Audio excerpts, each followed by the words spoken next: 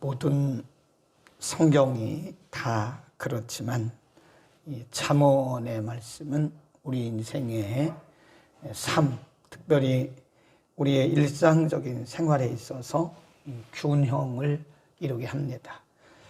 늘 말씀을 드리지만 신앙은 건강이 중요합니다. 어느 한쪽으로 치우치는 것은 건강하지 않은 거죠.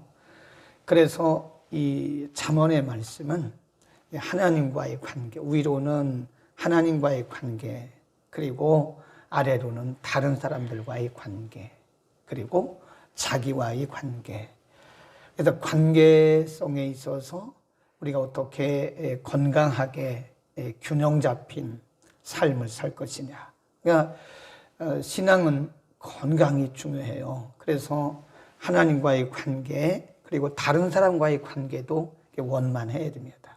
그리고 자기와의 관계에도 원만하고 건강한 게 그게 건강한 신앙이고 건전한 신앙이고 그것이 바로 성경이 우리에게 가르치는 균형 잡힌 신앙이다. 계속해서 경건한 삶에 대한 지혜를 말씀하는데 경건이라는 것도 그 유대인들의 경건과는 항상 그 율법적이에요. 그래서 성전 안에서 또 안식일에 자기들끼리 경건이에요. 얼마나 이 유대인들이 경건한 줄 몰라요. 굉장히 경건한 것 같아요. 근데 예수님이 볼 때는, 예수님께서 바라보실 때는 전혀 경건한 게 아니에요. 그들은 자기들이 굉장히 경건하다고 생각하고 거룩하다고 생각하는데 예수님이 보실 때는 균형이 안 맞아요. 균형이. 그러니까 그들의 생각하는 경건한 그 종교적인 부분과 그들의 삶을 보면 이게 이 밸런스가 맞아가지고 신앙과 삶이 이렇게 균형을 맞춰야 되거든요. 근데 신앙은 좋은 것 같아요. 오늘날 말하면 믿음은 좋은 것 같은데 율법도 많이 알고, 그런데 실질적으로 그들의 삶에 보면 삶이 저 아래가 있어요. 그래서 이렇게 돼 있는 거예요. 이렇게 균형을 이루어야 되는데 이렇게 돼 있다. 그러니까 신앙적인 부분이 이렇게 올라가 있는데 삶적인 부분, 생활적인 부분을 보면 저 아래가 있는 거예요. 그래서 이 잠언에서 경건에 대해서 굉장히 많이 말씀하는데 그 경건은 하나님과의 관계, 신앙, 그리고 다른 사람과의 관계, 인간관계, 그리고 자기와의 관계, 이 세 가지 면이 다 균형을 이루어야 된다. 오늘도 경건한 삶을 위해서 여러 가지 말씀하고 있는데요. 그런 세 가지 면에서 말씀을 해요. 먼저 하나님과의 관계에서는 어떻게 해야 그게 경건이냐. 25 시작. 마음이 탐하는 자는 다툼을 일으키나 여호와를 의지하는 자는 풍족하게 되느니라.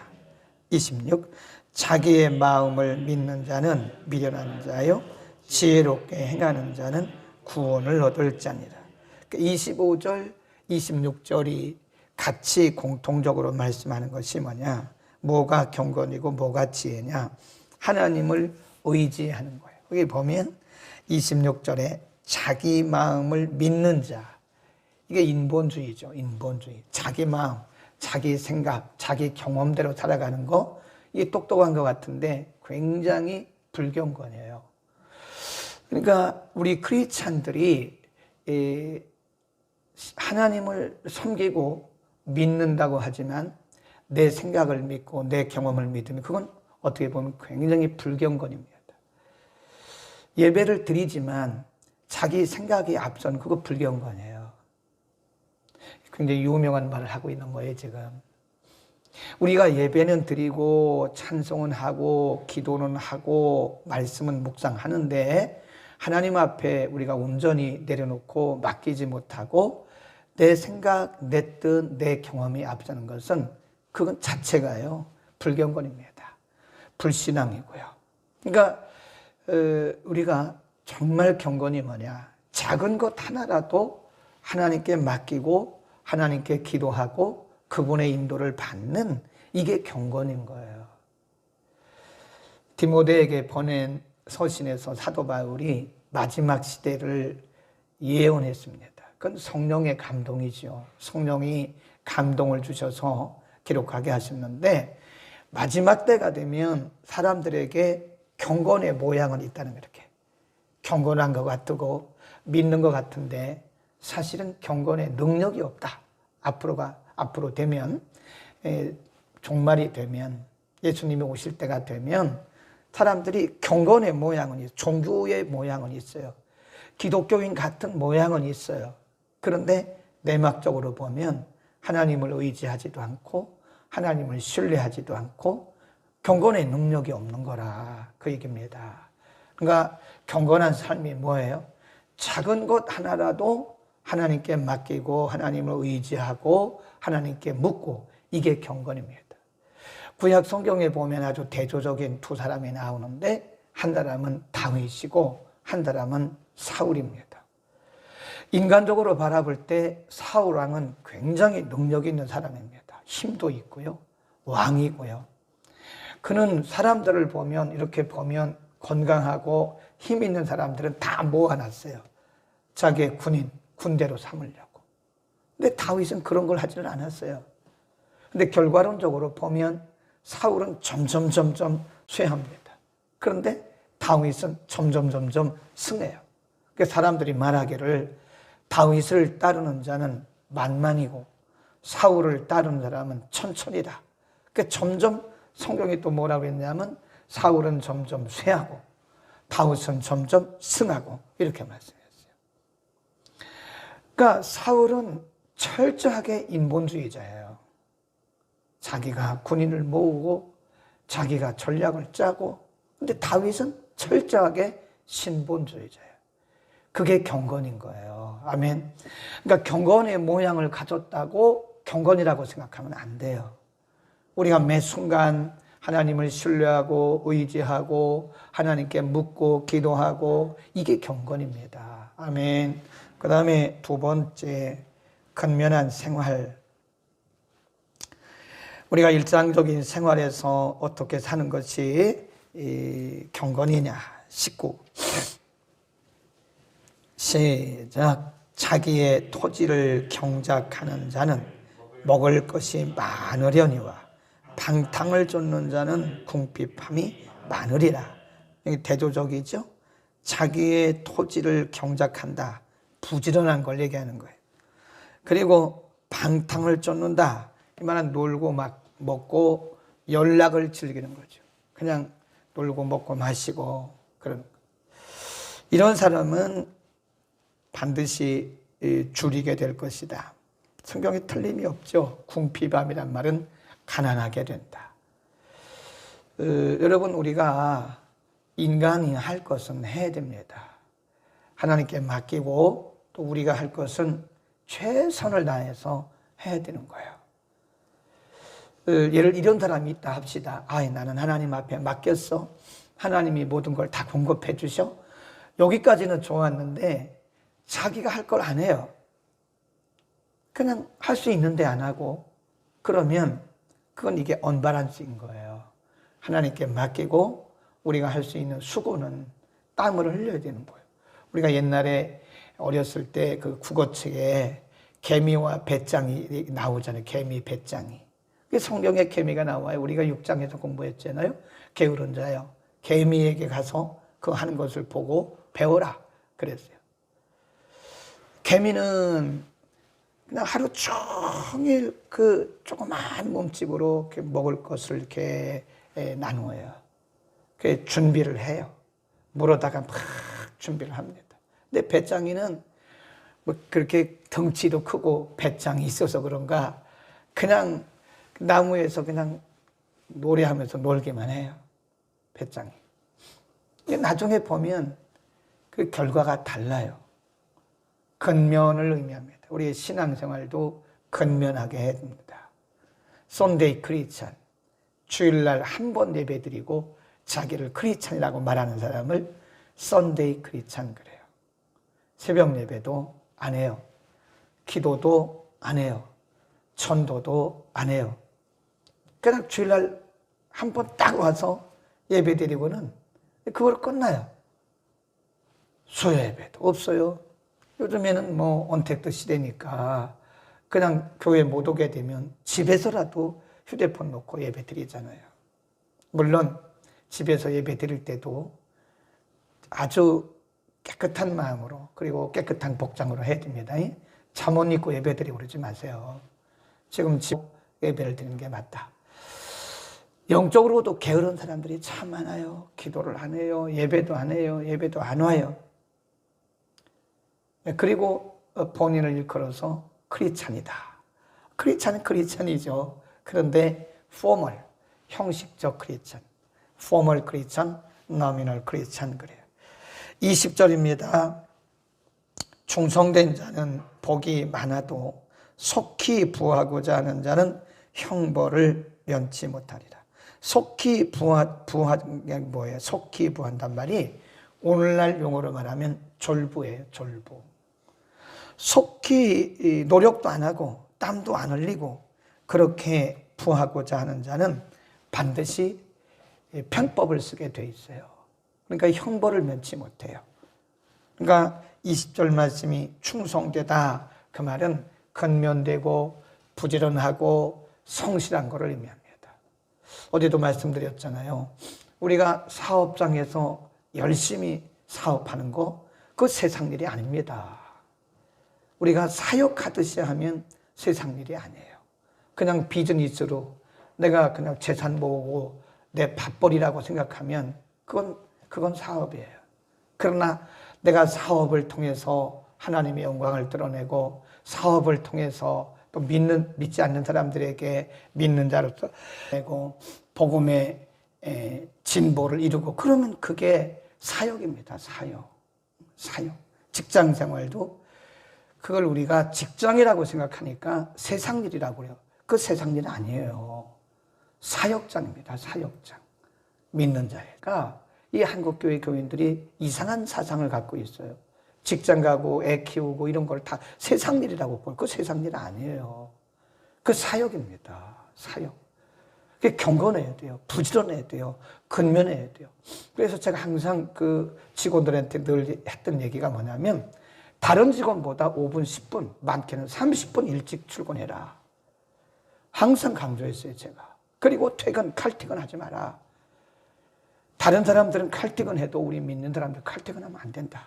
다 정리하고 5분이라도 늦게 나가라. 예.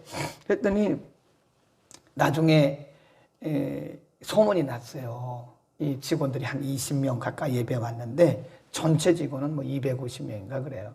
굉장히 많아요. 근데 그 이사장이 거기 이사장은 그게 정부에서 출자한 회사이기 때문에 공제회예요. 준 공무원입니다. 이 이사장은 이 청와대에서 사인을 해야 오는 분이에요. 이사장이 오셨어요. 이사장이. 그 이사장님이 예배에 오셨어요. 그러면서 자기도 장로라고 얘기하더라고. 그때까지 커밍아웃을 안 한 거예요. 자기가 장로임에도 불구하고 워낙 지위가 있기 때문에 이사장인 자기가 장로라는 것을 커밍아웃 안 했는데 그 직원들이 하는 것을 보고 자기가 장로인 것을 커밍아웃 했어요. 여러분, 우리가 직장 생활을 우리가 그냥 직장이라고 생각하면 안 돼요. 우리의 사역장이다.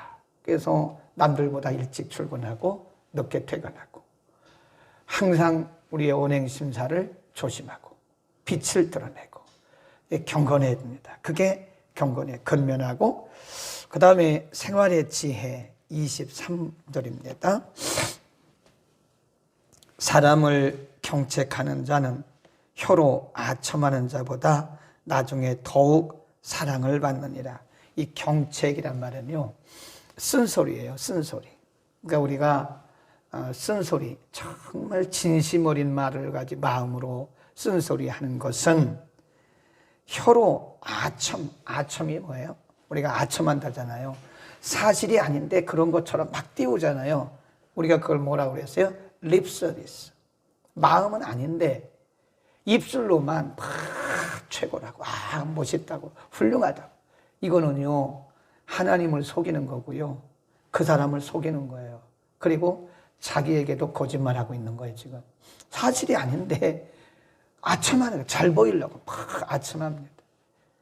그런 것보다는 차라리 그 당시에는 조금 그 사람에게 안 좋은 그런 인상을 갖고 안 좋은 말을 듣더라도 정직하게, 그러나 지혜롭게 해야 되겠죠. 지혜롭게 그 사람에 대해서 진실을 말해주는 게 나중 시간이 지나고 나서 훨씬 더 쌍방간에 유익한 것이다. 여러분, 크리스찬들은 아첨하면 안 돼요. 어디 가서 잘 보이려고 막 그러면 안 됩니다. 그냥 우리의 본래 모습대로 살아요. 그냥 뭐 조금이라도 유익을 얻으려고 막 그렇게 아첨하고 그러는 것은 엄밀히 말해서 거짓이에요. 거짓입니다. 자기에게 거짓, 자기를 속이는 거예요, 지금.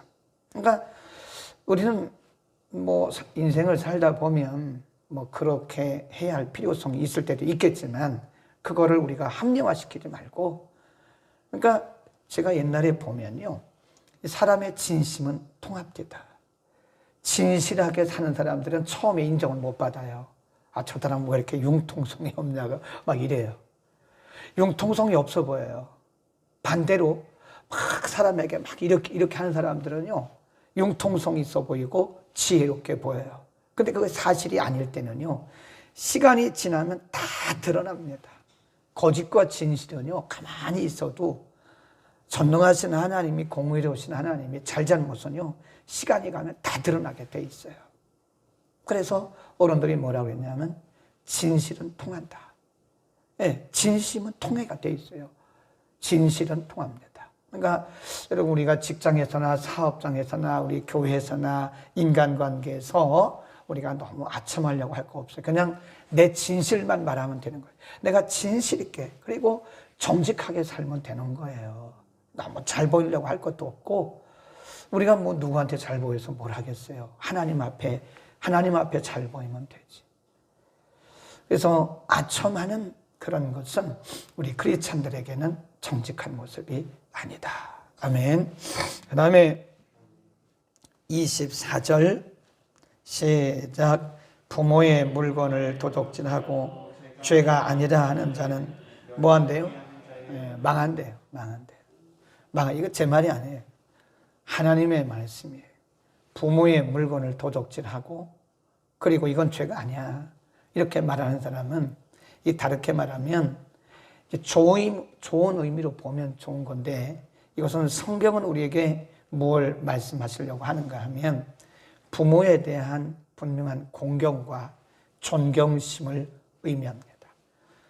부모를 존경하고 부모를 공경하고 경외하는 것은 우리 믿는 자들이 마땅히 해야 할 일이에요.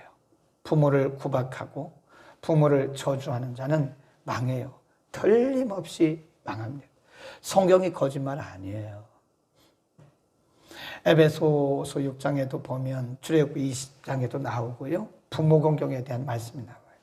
그 10가지 계명 중에 이 10계명은요, 하나님께서 우리에게 하고 싶은 말씀, 하시고 싶은 말씀을 압축한 게 그게 10계명이에요. 하나님과의 관계, 또 타인과의 관계, 자신과의 관계. 5계명, 인간과의 관계의 첫 번째 계명이 5계명입니다. 부모를 공경하라. 하나님과의 계명은 1계명부터 4계명이고, 인간과의 관계에서 첫 번째 계명이 하나님이 가장 중요하게 여겼던 것이 5계명, 내 부모를 공경하라 이겁니다. 그러니까 부모를 함부로 하고 부모의 권위를 인정하지 않고 부모를 짓밟고 말로라도 폭언을 하고, 이것은 불효 이전에 하나님 앞에 하나님의 계명을 거스리는 그 불신앙이고 불경건이다, 그 얘기입니다. 아멘. 우리는 보이는 부모에게도 잘해야 되고, 또 보이지 않는 우리의 영적인 아버지에게도 잘해야 되고, 바꿔 말하면 보이지 않는 영적인 아버지 하나님께 정말 잘해야 되고, 보이는 부모님에게도 잘해야 됩니다. 잠언에서 여러 번 강조한 것이 부모를 잘 공경하고 효도하는 거예요. 아멘. 우리가 어떻게 하면 하나님을 기쁘시게 할까 기도하잖아요. 그리고 우리 기도의 근본적인 제목이 뭘 달라고만 하는 거 아니잖아요. 그렇죠? 우리가 기도하면서 뭘 달라고만 기도한다면 상당히 아직도 성숙하지 못한 거죠. 성숙한 사람의 기도는 달라고 하는 것보다는 내가 어떻게 하면 하나님을 기쁘시게 할까? 그게 더 많아야 돼요. 그게 성숙한 사람의 기도입니다. 마찬가지로 우리가 어떻게 하면 부모를 기쁘시게 할 것인가에 대한 그런 기도도 있어야 됩니다. 하나님, 제가 어떻게 하면 저 낳은 부모님을, 저를 양육하신 부모님을 기쁘시게 할까요? 그런 기도 해봤습니까? 그런 기도하는 사람은 상당히 성숙한 사람이에요. 우리 그런 기도 별로 안 하잖아요. 그런 기도도 해보시고 하나님이 그런 마음에 감동을 주시면 부모님에게 그렇게 하세요. 그러면 부모님을 위해서 하나님께서 원하시는 감동을 주시면 그대로 하라는 거예요. 감동. 마지막 27. 여기 또 나오잖아요. 시작. 가난한 자를 구제하는 자는 궁핍하지 아니하려니와 뭐하는 자? 못 본 죄. 이게 위험한 거예요. 이게 어떻게 보면 불경건입니다. 못 본 척, 들었으면서도 못 들은 척하는 거예요. 못 들은 척하고 못 본 척하고 이것은 분명히 말씀하기를 저주가 임할 것이다. 제 말이 아니잖아요. 제 말 같으면 참 목사님이 왜 이렇게 심하게 말을 하냐 그럴 건데 제 말이 아니라 성경이 말씀하셨어요. 가난한 자를 보고 못 본 채 하는 자는 그의 가정에 저주가 있다 그런 게 아니라 저주가 많을 것이다 그랬어요. 저주가 많을 것이다. 또 다른 곳에서는 우리가 가난한 자를 이렇게 돕는 것은 하나님께 구워드리는 것이다. 하나님께 구워드리는 거예요, 그게. 그러니까 우리가 내가 뭘 도왔다 말할 것도 없어요. 하나님이 내게 주신 거를 나눈 것 뿐이에요. 그런데 하나님은 반드시 거기에 대해서 보상을 해 주십니다. 사회적 약자를 돌보는 것에 대해서 하나님은 항상 기뻐하시고요. 기뻐하실 뿐만 아니라 하나님이 보상을 해 주세요. 이번 주일 낮에는 불편한 진리 4번째 시간 우리가 말씀을 전하는데 갈라디아서 6장 6절에서 10절 말씀이에요. 갈라디아서 6장 6절 7절에 보면 하나님을 만홀히 여기지 마라. 명령형입니다. 하나님을 만홀히 여기지 마라. 만홀히 여긴단 말은 하나님을 우습게 여기지 마라. 그런 얘기예요. 그리고 곧바로 하실 말씀이 뭐냐면 사람이 무엇을 심든지 그대로 거둔다. 성령을 위해서 심는 자는 성령으로부터 영생을 거두고 육을 위해 심는 자는 육으로부터 썩을 것을 거둘 것이다. 그런 말씀하셨어요. 거기 보면 심는 대로 거둔다. 물질을 심으면 물질을 거두어요. 틀림없이. 우리가 열심히 주를 위해 섬기잖아요. 그러면 하나님이 그 섬긴 것만큼에 대해서 하나님이 정확하게 갚아주세요. 그대로 갚아주시는 게 아니라 몇 배로 갚아주십니다. 몇 배로. 그래서요, 우리는 경제적으로 어려울수록 물질을 심어야 돼요. 아유, 왜 저 교회는 예배 때마다 저렇게 헌금을 하냐고. 저도 솔직히 어떤 때는 부담이 됩니다. 이렇게 강단에 있을 때는 그런데 저도 이렇게 예배자로 참석했을 때가 있잖아요. 보면 예배 때마다 헌금하는 그런 교회가 있어요. 네. 그럼 어떨 때는 지갑에 좀 돈이 있을 때는 그래도 부담이 안 되는데 지갑에 한 푼도 없을 때도 있어요. 이렇게 지갑은 넣고 다니지만 이렇게 지갑은 넣고 다녀요. 그런데 이렇게 지갑을 열어보면 한 푼도 없을 때가 있어요. 그럴 때는 조금 못하니까 헌금을 못하니까 부담을 되지만 사실은 부담 가질 것도 없어요. 있으면 드리는 거고 없으면 못 드리는 거죠. 어떻게 없는데 어떻게 하겠어요. 근데 중요한 것은 물질도 심어야 됩니다. 심어야 돼요. 이 심어야 거두는 거예요. 시간도 심어야 됩니다. 우리가 이렇게 예배 시간에 멀리서 가까이서 오시잖아요. 이게 어떻게 보면 다 심는 거예요. 물론 우리가 하나님 앞에 보상받으려고 하는 건 아닙니다. 절대로. 우리가 만일 보상받으려고 한다고 한다면 그건 어떻게 보면 좀 죄송하죠. 하나님 우리 영혼 구원하시고 우리에게 생명 주셔서 우리에게 영생의 복을 주셔서 당연히 하는 건데 그런데 하나님은 이런 선행에 대해서는요. 당연한 게 아니더라고요.